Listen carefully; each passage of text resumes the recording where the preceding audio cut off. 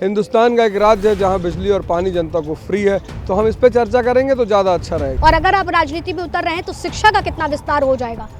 शिक्षा का बहुत विस्तार होगा और मैं रेंचो मॉडल वाली शिक्षा इस देश में लाना चाहता हूँ। और भारतीय जनता पार्टी और कांग्रेस जो इस बार दावेदारी ठोक रही है कि इस बार आम आदमी पार्टी को तो हटा के रहेंगे। नहीं, कोई बात नहीं, अब अगली बार जनता उनके बारे में सोचेगी, इस बार तो हम ही सरकार बना रहे हैं। तो इस वक्त हमारे साथ अवध ओझा जी मौजूद है जिन्होंने अपना नामांकन कर लिया है। अवध ओझा जी, सीधे पहले आपसे यही जानना चाहेंगे, इस बार अपने लिए आप चुनौती क्या देख रहे हैं?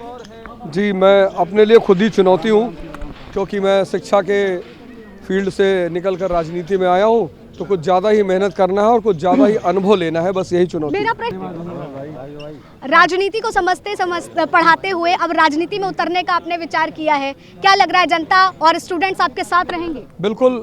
1951 की जो हमारी संसद थी उसमें ज़्यादातर पढ़े लिखे लोग थे और विजनरी थे। शिक्षा विजन पैदा करती है, तो जनता से जब मैं बात करता हूँ, उनसे इंटरेक्ट कर रहा हूँ, तो वो उस विजन को अप्रिशिएट कर रहे हैं और एक्सेप्ट कर रहे हैं। लेकिन आम आदमी पार्टी पर तमाम तरीके के उनके कार्यकाल को लेकर के भारतीय जनता पार्टी, कांग्रेस, हर कोई जो है बड़े बड़े बात कह रहा है, ना यमुना साफ हुई, ना पानी आता है, ना ये तमाम चीज़ें। क्या लगता है कि उस बीच में भी आम आदमी पार्टी को चुनना?